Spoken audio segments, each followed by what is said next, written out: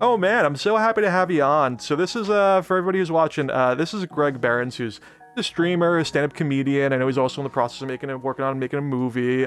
Just great amazeballs retro stream where you obviously go into all kinds of cool like intellectual properties that are like movies and TV shows. It's sort of mishmash with various games. And it's just great, amazing watching. You guys who are watching, you can info there below his name. Go check him out. Go give a follow. Thanks, man. So cool. So welcome to the stream, That's man. so sweet Thanks of for you. coming on. I appreciate it, man. You're a faithful. You pop in at least once a month to my stream. I'm a fan. It's good always watching. have appreciated it for like a year, like you have. I appreciate that. Yeah, dude. That's and awesome. also, a little behind the scenes, like YouTube Cheers watching too. to It's you. good stuff. Cheers. Oh, you too. You're getting right this afternoon too. Yeah, I got a show later. Yeah, totally. Always want to get in the right headspace. I'll have one for What's up? this. It's like I'll have one for this too. Yeah, totally. Loosen up, do a little chit chat. So, dude, tell me, when did you get started in comedy stuff? Because I always find it so interesting, so kind of cool. In like about 2009 or 10, my wife, as a gift, got me a sketch comedy writing class. Ah, that's I went awesome. to I went to like a just out of the blue, and I went to like the local theater, and I met some awesome people who I still do shit with every once in a while to this day. But like, started writing sketches, and I got like in that place called Sketchworks in Atlanta. They're still active today. Like, it's a troupe that has had tons of alumni, lots of super funny people that have gone on to do great shit. And I stayed with them for a couple of years, and during that process, I was, just writing and performing and doing sketches. And then I got into stand-up in 2011, and I've been doing it ever since. And now it's like my full-time gig, which is great. So great, so amazing. Now, I'm always super impressed with like all like the really prepped stuff, like sketch comedy and stand-up. Not that it's always like totally 100% perfectly prepped, but like, you talk to a lot of people who are like, oh, I like improv, and there's nothing wrong with improv. Improv's great, but like, the time that often goes into like really kind of like crafting together, like narrative and delivery, and a lot of that sketch comedy and just stand-up, just always so cool. So super, super cool. Yeah. I love written stuff. Like, that's always been my lane more than I'm not as quick on my feet as everybody, like I'm more of a calculated like joke writer than a, an improviser. But it's a skill that develops over time, like everybody's. You get better at doing crowd work, and you get better at responding to other people's input and making it funny quick, And I know from acting stuff, at least on my end, and again, everyone's different. I often find that the more prepared with all of my like content of whatever I'm doing, that to me opens the door for me to be able to improv better than when I need to. Does that make sense? Right. Yeah, Yeah, totally. definitely. Having all the extra dedication to it will make it better, but you have to have the natural feel to improvise too. And some people just have that talent in spades, and then other people are I'm not as quick, but if you give me a little time to work on it, I'll have something way more clever. Yeah. But it'll just take me time to get And also there. a little experience goes a long way. Yeah, that does go a long way. It's definitely helpful to spend a lot of time doing something. Totally. I meet it's funny, I meet all kinds of these days like different like comedians and like comedic actors on different like different like stuff work here in New York, because I do some acting here in New York, and a bunch of them. I actually made a friend on set recently. We were both working on a TV show recently, but he was a super duper nice dude who does stand-up also. Name's Will Purpura. He was really great. I was chatting with him, and I was just looking the other day, and I was He like, was just oh wow. in Atlanta. Like What's he was just in Atlanta. He was just in Atlanta, at the exactly. West End Comedy Festival. We were on. I don't believe I met him. Actually, I don't know that I did. Maybe I did, but I don't know that I did. There was a lot I was of people watching his around. Insta, and he looked like he was having the absolute best time ever at the West End Comedy Festival. It was killer. And then I did a little It was snooping lot of on yours, and I'm like, oh, look at this guy. He's hosting one of the events over there. Yeah, Super cool. We did our me and another comic in Atlanta, Aaron Chastain, and we have a DJ also who's a comic, Spencer Ruizzo. We run a show called Comedy Island. That's like a Survivor kind of show where we eliminate comics through like challenges or whatever. And we've been doing it in Atlanta for a couple of years, and then we've done a few festivals, and we just happened to, like, our first show back in Atlanta after the pandemic was doing the West End Fest. It was awesome, super fun. But yeah, it's fun. I would imagine good energy. Him.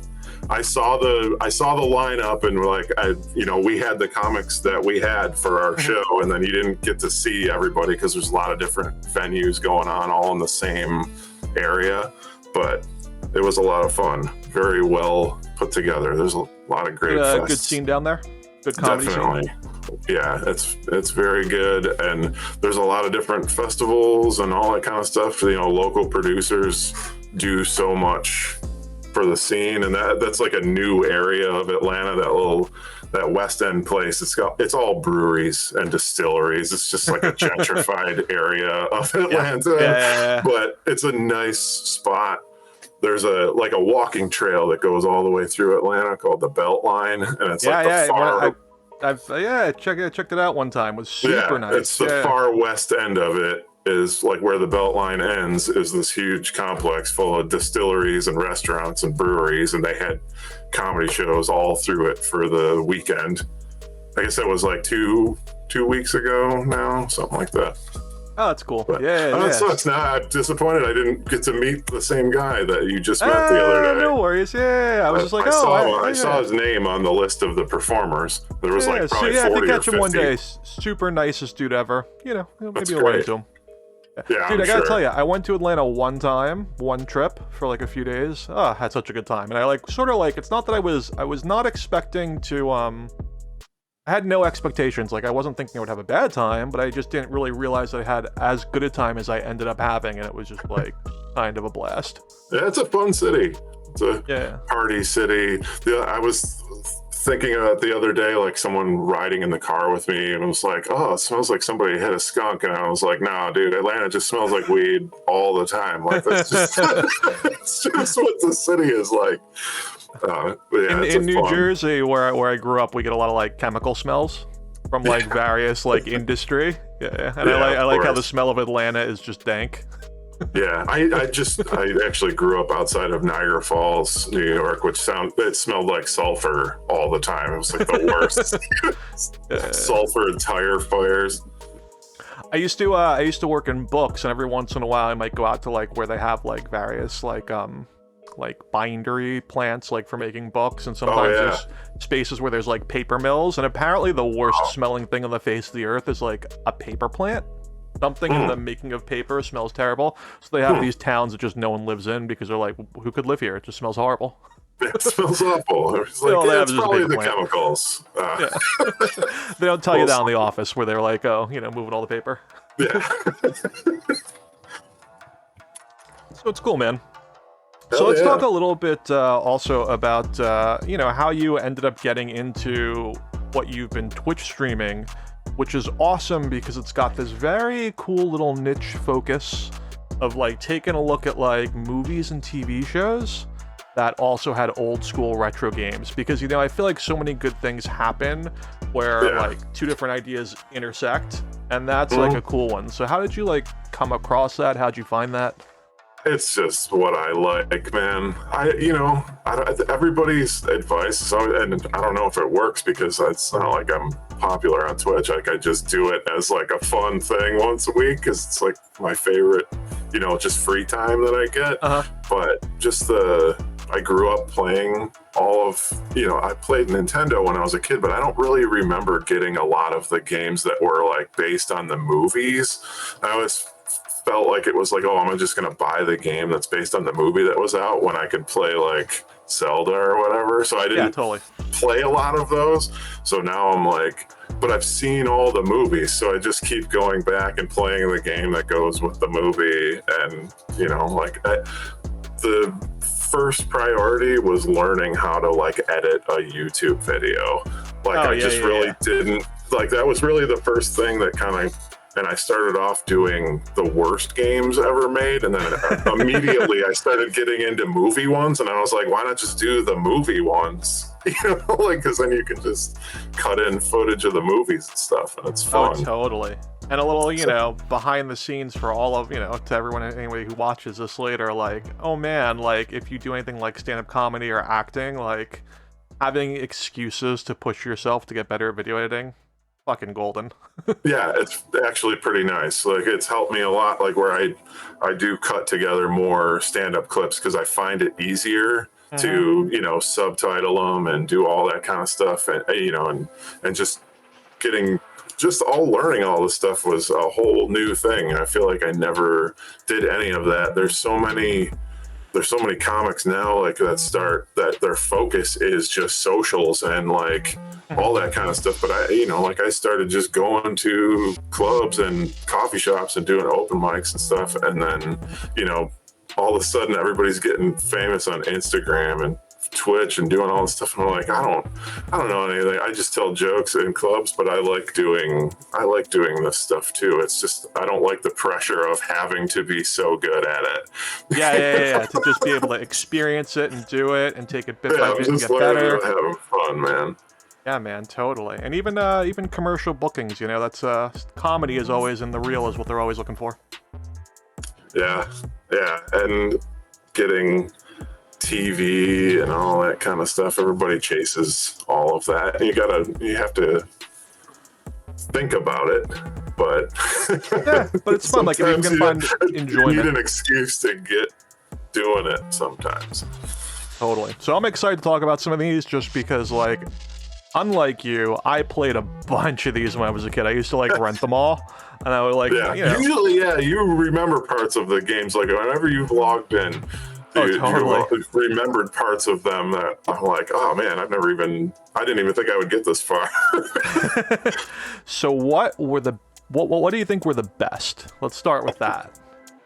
Of the ones that I've played so far? The ones that are like weird, like IP mashups, like intellectual property mashups. Which ones were actually the best? Actually, I played the other day, I played the McDonald's Treasure Land Adventure. It was like McDonald's game on like Genesis, and it was so good. Like it's just like a Mario ripoff, but you're like crazy how that stuff goes. Yeah, like they're all pretty much like that, but it had all of the things like where there was boards where it's kind of pushing you with like the wind, and there's ones with moving platforms. It just had like all of the tropes that you have in those games, but they were all done perfectly. It just happened to have Ronald McDonald and like Mayor McCheese and the Hamburglar and stuff in it. Any Grimace? I didn't get to Grimace. Like I only play for like an hour when I do like an episode. Grimace is an enigma. Apparently, Grimace was originally. Birdie. And what? Like the early bird, like the breakfast mascot, Birdie. It had that one, but I didn't get to Grimace. I'm pretty sure he was in there, but I didn't get to him. I got to like the Hamburglar and Birdie and the Fry guys. No one knows what Grimace is. Apparently, he was originally maybe going to be a villain, and it's just like the most confusing character. Yeah, it is a kind of an androgynous in a cartoon way. Big purple blob. Just like a big purple meatball. Like, you don't really know what this thing is supposed to be or what it represents on the McDonald's menu. Yeah. So I'll share a couple of the ones that I thought were pretty good back in the day, but I haven't played like in forever. I used to dig, and I know you played these. I thought Rambo and Willow were pretty good. Yeah. I used to enjoy those. Willow was the Rambo one too. It was very weird. I just played the Rambo First Blood Part 2 game. Also, I just put that. It's the most recent edit that I have out on YouTube right now. But it's based on part 2, and like this one kind of actually is, but that other Rambo game was basically out when part 2 was out also. Yeah. It's just called Rambo though. I don't know.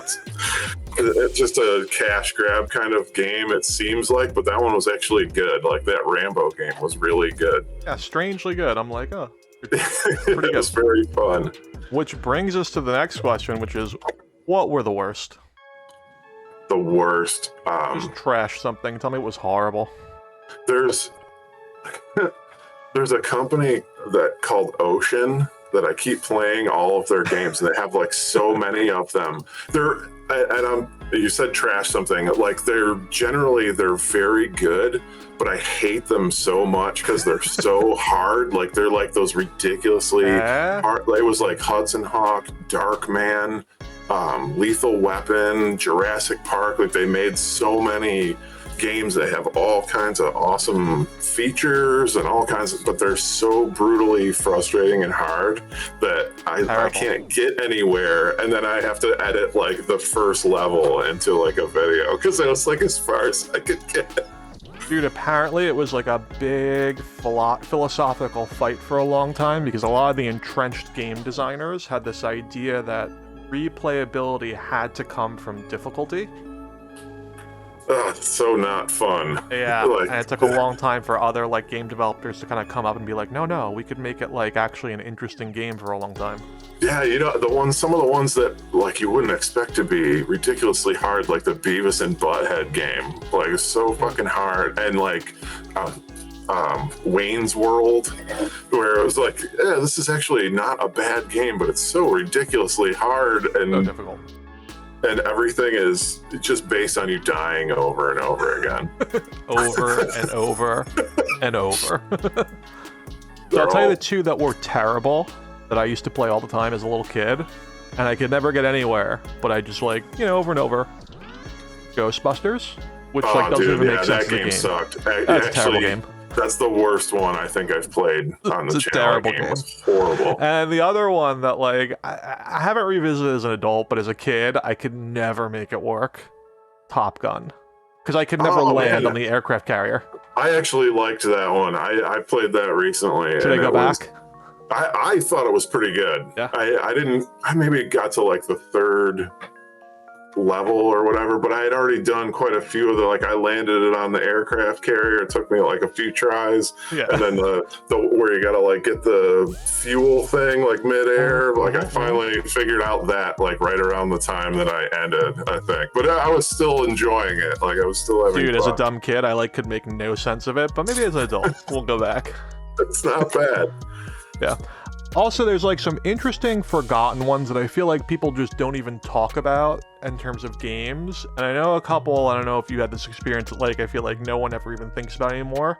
Okay, I remember playing Dick Tracy a bunch as a kid. American Gladiators and Roger Rabbit.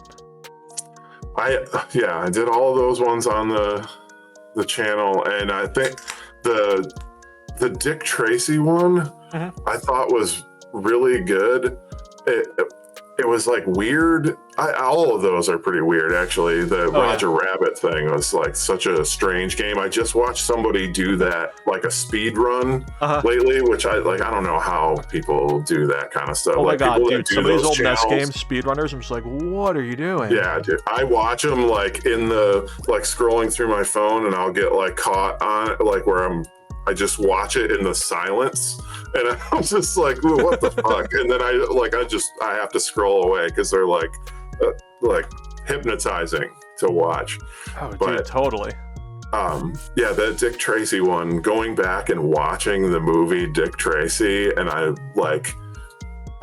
realized that we kind of like miss out on what a piece of art that is. Like the movie Dick Tracy is such a weird thing that could only exist in its time. Like just the idea that we're gonna make this huge budget thing, and then it's like such a bizarre comic book, and weird. It's done weird, and everybody looks fake, and but oddly huge stars. Crazy stars, crazy cast. But yeah, going back and watching that, I was like, this was really like a a lot of crazy creative choices went into this, but somehow everybody was like, wow, okay, yeah, just let them make it. And it's weird, and people didn't really get it, I don't think. But now, like, looking at it, you're like, man, it's so good. Yeah, it wasn't gotten. Yeah. Yeah. I was thinking to myself, I'm like, why? Like, what is it about these games that all have this similar weirdness?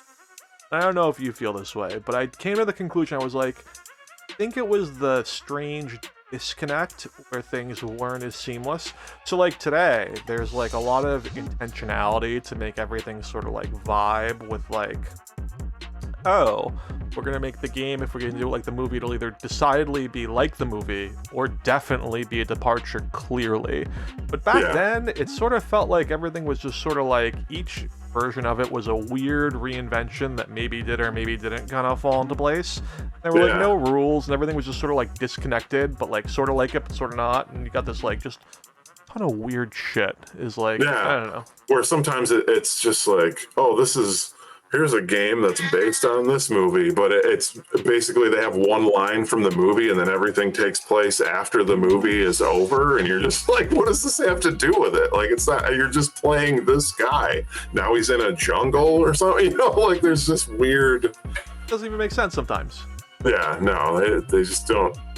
This game's called the Karate Kid game, but it's really based on Karate Kid 2, and you're just doing the tornado stage. Like that's and we'll put in one mini game that can't actually be beaten. We'll do that like you can weird get like 5 ice blocks. Oh yeah, the one where you got to switch. And there'll be no answer, none. Yeah, I have no idea how you get through that. Did I hear a little meow? Was that over there? Yeah, my cat is under the. My cat Valentine is under this table, but I can't pick her up or she'll expect freak. It. No, she'll expect it every day. Oh, yeah, that's too. Yeah, walk on the keyboard. There. Yeah, that whole bit. Yeah. A while back, I had friends on, and we did interviews with cats, where I would interview the cats live. It was the whole thing. I saw that reminds me on your thing that you sent over, the little spec thing of topics that you talked about. I didn't tune in until like way later, but you were talking about getting a new pot. Is it? Oh yeah, dude, big cooking pot. Yeah, my handle broke on my old one. Like a crock pot or a pot for your stovetop.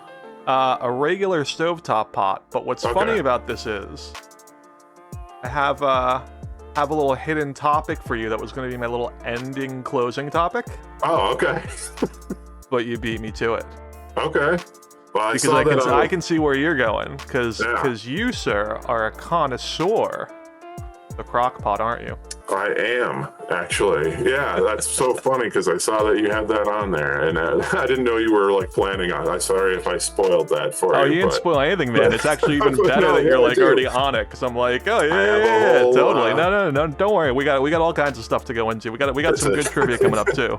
So tell me, since you are a man who loves crock pots, and from what I understand, I was not familiar with this until I delved into your stuff over there. Apparently, the month of Crocktober. Yeah, I do. Yeah, tell me, what's the best crock pot recipe you got? What do you like? Oh man, the best one ever is there's just like a basic pot roast recipe. Honestly, straight up. Yeah, just it's a pot roast with like where you use like a packet of ranch dressing and a packet of dry au jus and some butter and like pepperoncinis. It's the best thing ever. It's just a Mississippi pot roast. Anybody, if you like it, just follow that Mississippi pot roast recipe. It's the best. But we've made bread. We've made like, pastry type stuff and just all kinds of, goulashes. Dude, it's crazy. So easy. Like just a handful of ingredients. But yeah, for the month of October, every year, we're on like our 9th year. We do a new recipe every day for the month of October. And it's my Instagram is like 75% food throughout the year. Yeah, I do a lot of food stuff. I that's the thing is I'm not like super savvy with all the tech stuff. I would love to do cooking things, and because that's all I do all the time, because I work in the evening doing shows. Like during the day I do house husband stuff, I cook and clean and do that kind of shit during the day while my hit me up wife if you ever works need over any there. tips, because I do some stream cooking, and the quality is getting progressively better. They've been okay, great. but they're getting better and better. But if you ever need let me know, man. I'll tell you how Yeah, I love it's just a thing that I feel like would be a good vehicle for me, but I can't focus on anything but the cooking when I do it and like talking about it. So like it's just like so far out of my, because I have friends who do that kind of stuff that are like chefs or whatever, and they have like YouTube channels or they teach cooking online or whatever. No, dude, forget all that. No one cares, dude. Yeah, comedy cooking is where it's at. I want to have a cooking show in a car. Everyone thinks they're gonna show up and be like a goddamn expert and be like, well, this is what people want, but like actually no, they just want to chill and have a nice personality and enjoy what's going on. Just do comedy cooking, have a good time. You might remember this. I feel like a lot of people don't, but like, I don't know, you're kind of like around my age-ish, and it's like sort of a thing that was like before my time and or our time, but I'm like, do you remember the dude, the Galloping Gourmet dude? Yeah, the Galloping Gourmet, yeah. He'd just be like drunk as fuck and cook live in front of like a giant audience and just be an absolute mess and just do comedy. Loved it. When I was a kid, I used to be obsessed with infomercials for like the old school ones. Stuff. I used to get stuff for Christmas. Like my family always had like a joke. Like I would get like a sandwich maker for Christmas, just as like a kind of a gag gift. But then I would use all of them. Shit you don't even need. Like they'd be like Greg, why do you have this Thigh Master maker and shit? Just like I love kitchen gadgets. It's one of my favorite. Like I don't know, I get excited when I get like new knives or like, just shit like that. And at the end, you wouldn't just get them. You'd always get 2 of them because that was the extra special deal at the very end. They'd be like, but you wait, get another one. You'll get double. I thought this one didn't wear out. Why am I getting another one? Totally. Yeah. We got this year, we always just kind of get a thing for the house every year. And this year we got Instant Pot, so I've been learning how to use that because I've been on the crock pot wagon for a super long time. But yeah, we got the Instant Pot, and I've been doing. I keep saying I'm like 7-3 in it so far. Like I'm doing okay. Pretty good, like I got like a winning record. It's a good going score. into it with some experience helped, like we were talking about earlier. As long as you have a decent closer, I feel like you're pretty good there. Yeah, you can get out of the 9th inning with that, with 7-3. Yeah, I'm doing all right. My personal like slow cooker recipe of choice, because here in New York we have limited space. We don't really have backyards. You know what I mean? Yeah. So I do my ribs that way, and then I crispen them under the broiler afterwards. Slow cook the ribs. Pot? Yeah. Yeah, hell yeah. That's the way to do it, because you cook them real quick. It's great. Holy dude. Yeah. So, since you are a retro gaming expert and you love the NES, man, I I'm thought it about might be kind of expert. fun.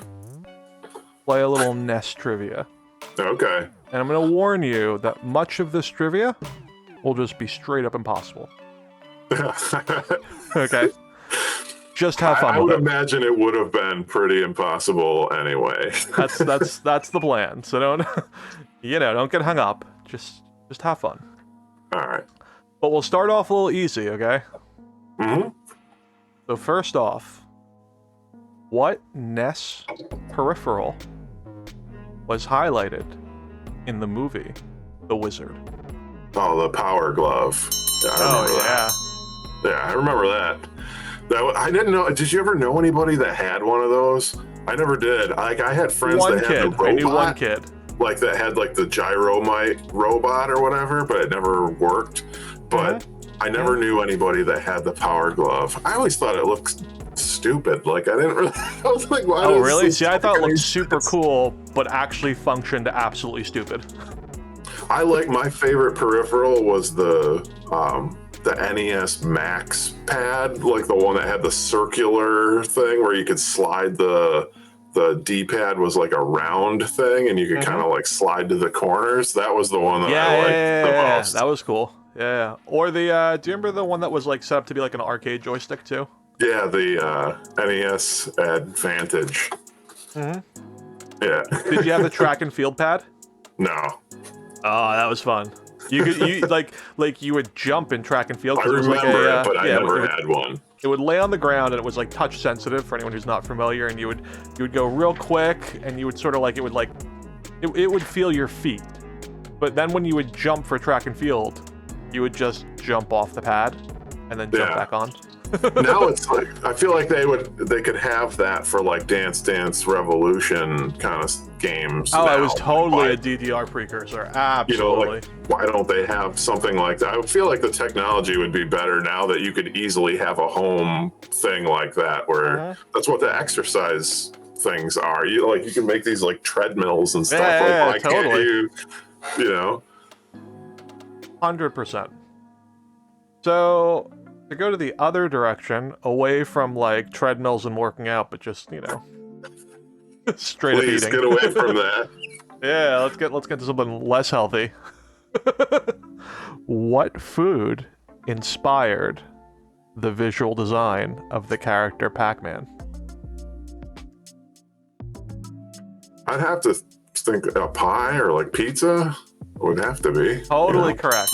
100% correct. Pizza, right? Missing a slice. Yeah. Right. I always thought that was kind of interesting. I always assumed initially like other pie, but I never made the connection of pizza. But yeah, he's a pizza. Yeah, that makes sense. Except for the fact that he doesn't really look, I don't know, he's just like a...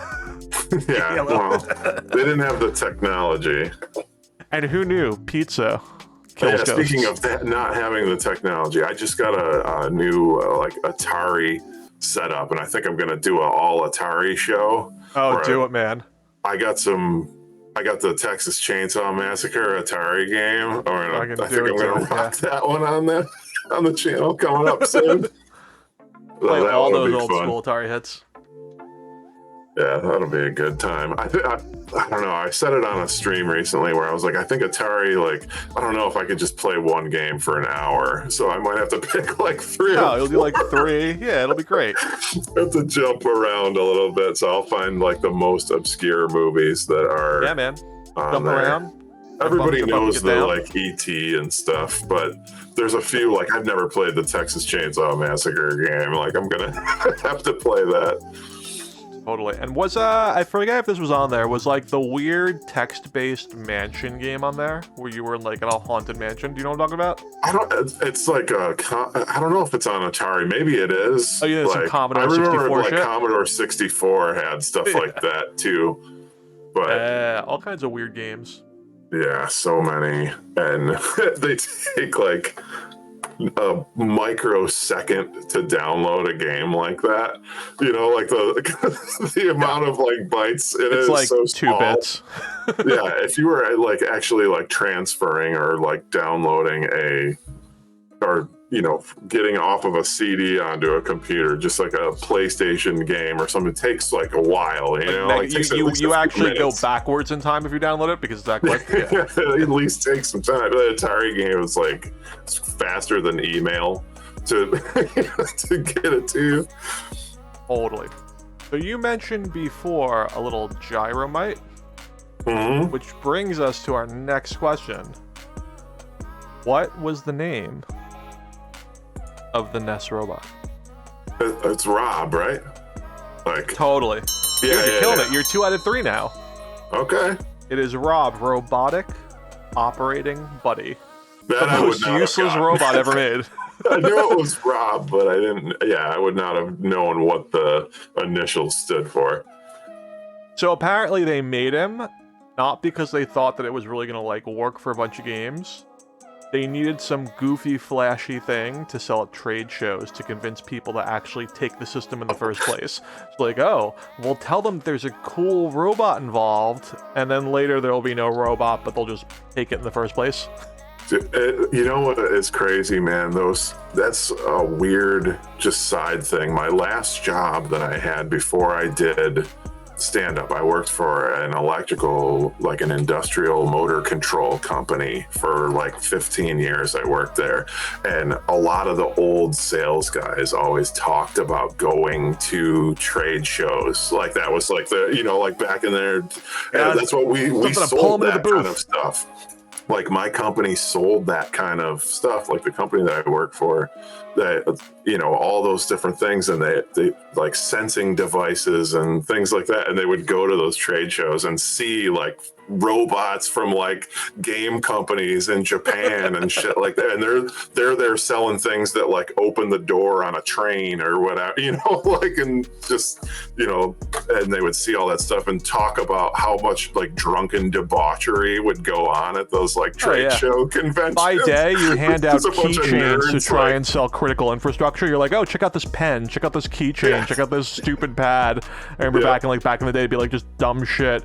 And then at night, you just get hammered and try and hook up. Yeah, that was all they were doing, and they had like a million stories about it. But it's so funny that robot was like a trade show robot, like that they had to That's exactly what he was. But he was such a good robot that they put him on all the marketing and then made no games for him. It was great. Yeah, there was only like 2 games for it, and nobody's worked. Like nobody that had one had it work. Not useful at all. All right, so you're doing super well. I'm going to be a little impressed if you get this one. I think you might get it. We'll see. I'd be impressed, too. What NES... And see, what's funny about this point is now I'm a couple beers in and they're these golden monkeys. I got to make sure I actually ask the questions properly. I'm going to fuck them up. What NES game is named after its creator's desire to just absolutely give up with everything and retire if it didn't work because he was just so done with everything. He was like, fuck this, I'm out if this one doesn't work. So what game was named after that? Oh, man. Just absolute jadedness and just frustration. I know it'll be something that will make perfect sense once I hear it, but I mean, I don't even have like... You want the answer? Rampage? That's a great guess. That's a wonderful guess. For a dude who says that they don't do improv, that's like it's a great guess. Thanks. The actual answer, though, is Final Fantasy. Oh, okay. Yeah, he's like, if this one doesn't work, fuck it, I'm out. That was a classic. Like I remember renting Final Fantasy from my hometown, like pre-Blockbuster, like the store that Blockbuster bought out in my hometown. Eventually, we had a Palmer Video, and that's what that was. Ours was called Video Factory. But they had a great game rental thing. I used to go there like every Saturday. That was like my thing. Like Saturday morning, I'd want to go get a game or whatever. And I remember getting Final Fantasy like multiple times to like keep playing it or whatever. But you always lost your save game on a rental for real. thing. Yeah. Unless you like got it right back, but I couldn't get it again until like the next weekend or whatever. But yeah, I loved that. And Final Fantasy games are still pretty good. I think the last one I played probably was like 13. I haven't played. You got pretty far. I've been trying to play them in order. I can only get halfway through 8. It just never grabs me. 9 is my favorite, actually. Like, I'm gonna move on to 9. I'm excited for 9. I love Final Fantasy 9. I like 7 and 8. Like I like the steampunk ones are kind of okay, you know.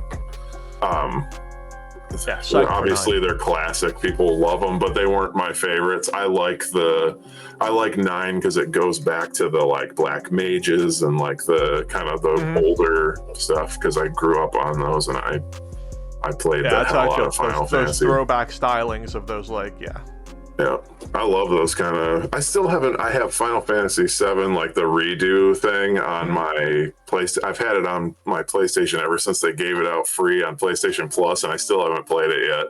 But I'm sure it's great. I've played the game a million times. But as great as it is, you're only gonna get halfway through. Do you know what I mean? Because like it ends. Yeah. Yeah, they got more to come. But I hear it's good stuff. So yeah. So, speaking of old school, way back, what was the first NES game to have cutscene? And I'll give you a hint. It was like serious cutscenes, and it was like, whoa, cutscenes. Was it Metal Gear? But they had cool like discussions Or where you'd be like on the Gaiden? radio. What about like Ninja Gaiden or Ninja Gaiden? That's it. That's the one. Yeah. Yeah, dude, That how was impossible is another that game? classic rental game. So Classic hard. impossible game. Yeah, impossible. So cool, so difficult. All right, so this will be fun. I'm gonna list a bunch of I don't know how we'll do this exactly, but I'm gonna list a bunch of the answers. Which of these were official Famicom in Japan peripherals? Oh man. Because we talked about peripherals, and in the US we got a couple. Some of them were good, some of them were terrible, but they were all interesting. Yeah. Let me tell you, in Japan, way more interesting. So what was and what wasn't? I don't know if you want to do them at the end or as we go, but we'll see. So all right. So first off, lamp, drink heater, tape recorder, sewing machine. That one's too outrageous to not be real. Camera, whack-a-mole, modem, sex toy. What was real? It feels like the sewing machine is too crazy of a one to not be real. Okay. And sex toy is too crazy of a one to be real. Okay. So for those two, the modem, I don't know about I don't think the modem. All right, let's go one by one. Lamp, real or not? So you just plug something into the Nintendo and it's a lamp. They probably made those. There's probably something like that. No lamp. No lamp. Okay. No lamp. Too basic. Too basic. They need like crazy I guess it's shit. too simple. Okay, drink heater. No. No drink heater. Tape recorder. That one seems pretty real. Oh, totally, 100%. It was the 80s. Of course they had a tape recorder, but it was for data because that's how you used to keep data. Okay, yeah. Like how they used to have the little cassettes for Atari and Commodore computers and Totally. Okay, sewing machine? stuff. I'm just going to say yeah, because it's so crazy. So that one's a trick question because the answer is they made the sewing machines for trade shows, Okay. and they had functioning sewing machines that worked with the NES.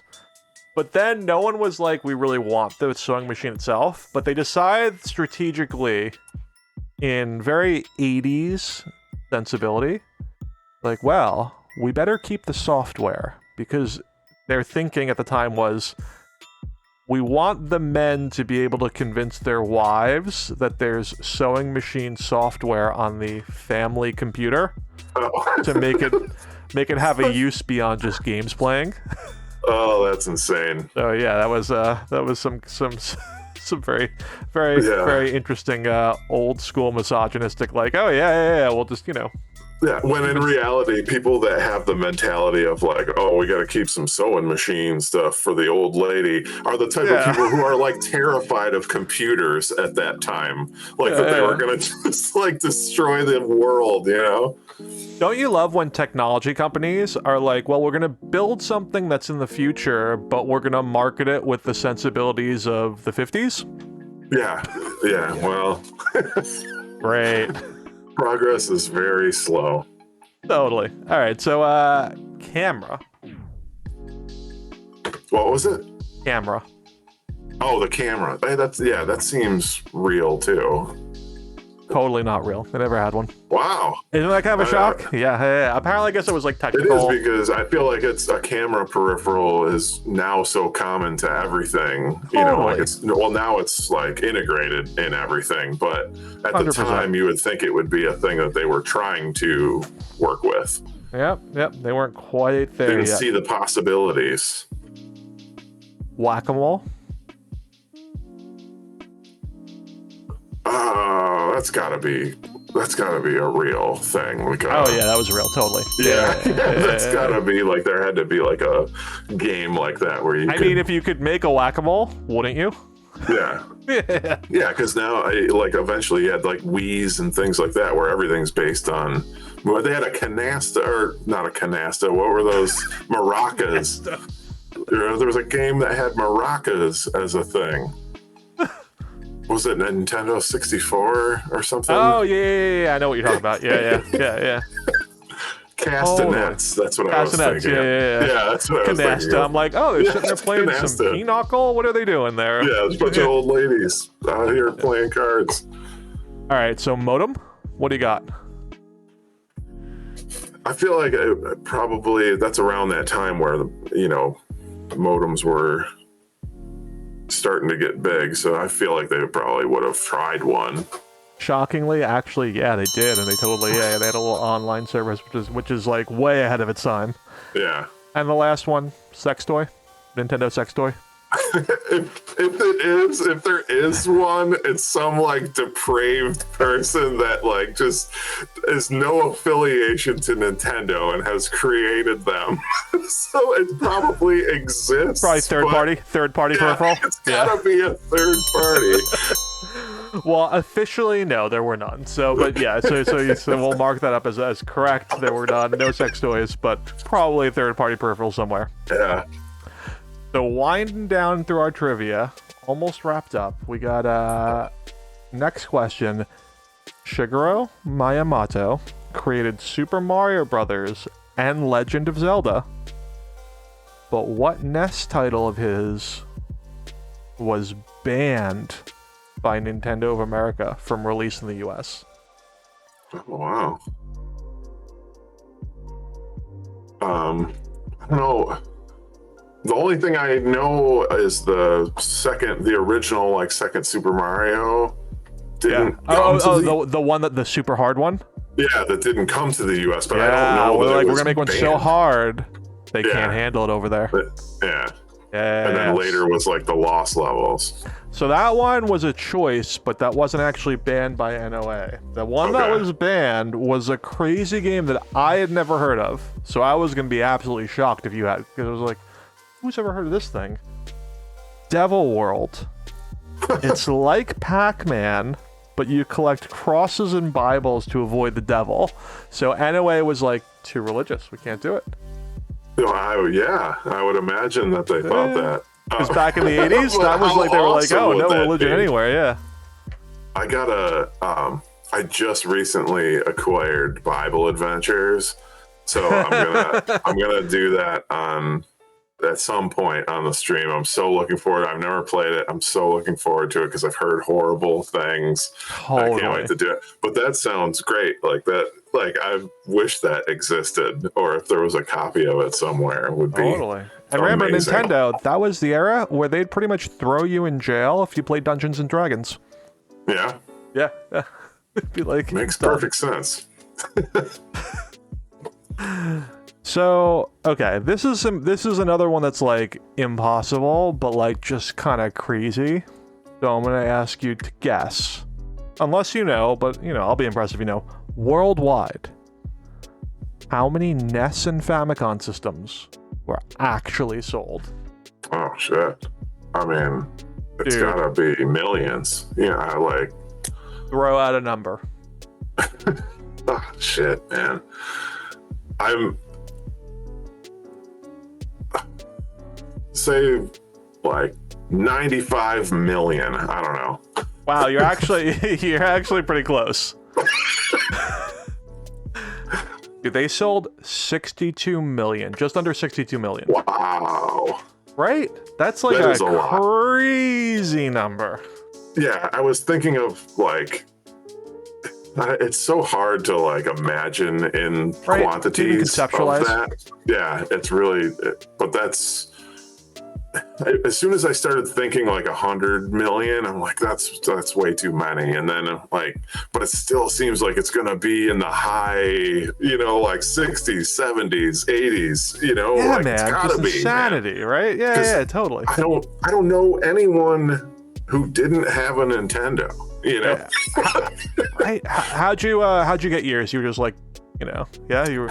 I saved my money for like, birthday money and all that kind of stuff. I saved my money and I didn't get mine until it was like $129.99 and it came with the Mario Duck Hunt cartridge on one and the light gun and 2 controllers. Like that was when I got mine. It was like after it had gone down significantly in price, but it was probably maybe 2 to 3 years into the life of it, maybe 2 years into it, Totally. So I really wanted one, and my parents were like, okay, we'll help you win this Cub Scouts contest where they're giving them away.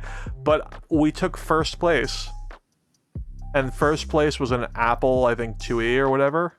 Yeah. I was like, I don't want that. Give me second place. I want the Nintendo.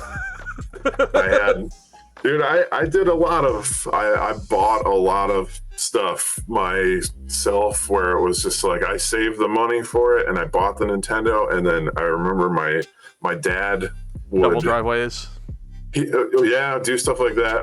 But my dad would he would buy me one game like for my birthday, and then like the rest of the year. You were done for the year. They're like, kid, I just spent $60 on this game in the 1980s when $60 is like $1,000 today.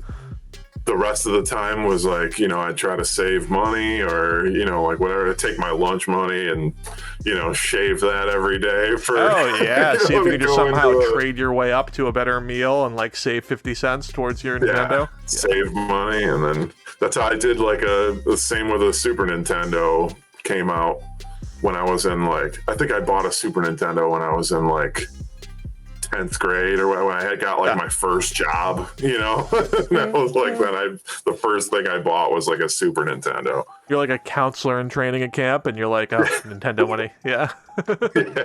No, I was dishwashing at a restaurant. Oh, that's a good move. Yeah, it's a good one. Yeah, totally. Like chemicals in a high heat as like a little kid, you're like, yeah, throw it at me. Yeah, making like $3.85 an hour and like washing dishes in a Friendly's restaurant. Oh, Friendly's, yeah. Chicken fingers. Yeah. And the peanut buster parfait. I did a little Bennigan's time myself, I gotta say. Oh man, I used to work next door to a Bennigan's when I first moved to Georgia. They were still here, and I had not seen one like in quite some time, and I was like, oh, they still got Bennigan's here. Like I hadn't seen one in forever. We didn't really have it in Western New York. They basically had a mozzarella stick in the shape of a wheel on top of a hamburger. Very progressive. That's pretty good. Pretty awesome. I don't know why we still don't have that.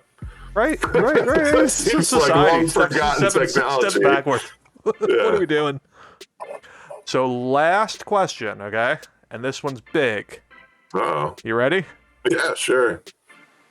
What was your technique to make a malfunctioning NES cartridge work when you would put it in and it wouldn't quite work? Oh, well, I mean, obviously you blow in it. That's like the first thing. Like nobody even knows what that does, like the dust buildup. But then when everyone thought. Yeah, everybody thought, and it seemed to work plenty of times. But there are some times when you put it in there, you had to like kind of like slide it side to side a little bit, and then get it to like then you push it down. Like you get it like where it felt like it was on there, and then you like then you push Sometimes it down. I would put the second cartridge in. You ever open up it, put a second one in, and like hold it down? Oh no, I never did that, but I actually had a PlayStation one time where the lid always came up and we used to put it upside down all the time. Like we'd always like turn it upside down. But yeah, I never did that I never put a cartridge in, but I would try another one and then keep switching go back them and forth, swap them up. But yeah, the classic was always absolutely just like blowing it and then insert. Yeah. I like to think that years later, my sexual partners benefited greatly from my experience with Nintendos. You know, I'm like, circle, and then you insert. Yeah, Yeah. always, yeah. Yeah, first introductions to how the world works. Look Yeah, at all the dust in there. yeah. You know. So, dude, great time chit-chatting. Thank you so Yeah, much dude, for coming thanks for on, having man. me, man. And you did fantastic with trivia, dude. That's great, trivia, man. you killed it. I feel like you got maybe about half of them on a list that was absolutely impossible. Well, I That makes appreciate sense. it, man. It was a lot of fun. Yeah, and anyone who, you know, who's watching, check out Greg's, check out his YouTube, check out his Insta, check out his, you know, all of his stuff, man, because it's all so good, especially those YouTube videos, man. Like, you've like re-edited them up so they're like snappy, fun, funny shit with like Thanks, all kinds man. of like stuff from the original videos, and it's just good stuff, dude. My favorite thing to do is like to just find like a clip from the movie that has like a funny, you know, either segue away from what I'm saying or segue into the next thing that I'm saying. Like, it's so fun trying to find just those stupid things that I can cut and totally take out of context from the movie and put next to what I'm saying. That just, Dude, I it's don't so know. clear that It's you're actually fun. having a good time while you do it. Yeah, try watching to. Yeah. Well, I Hey, thanks so appreciate much it, for man. coming on, man. I super appreciate it. Of course, no problem, man. I will see you soon. I'll probably see you this Thursday at 10:30 or the next one or whenever. Dude, I was just gonna I'm say. always around. Thursdays are your norm, right? Yeah, Thursdays at 10:30. I say every Thursday, but it's really some Thursdays at 10:30. Like every Twitch streamer. Yeah. Yeah. Yeah. Awesome, man. Cool. I'll catch you soon, dude. Thank you, man. I appreciate it. Yeah, peace out. Hey, I'm Matt, streaming to you, as always, from Brooklyn.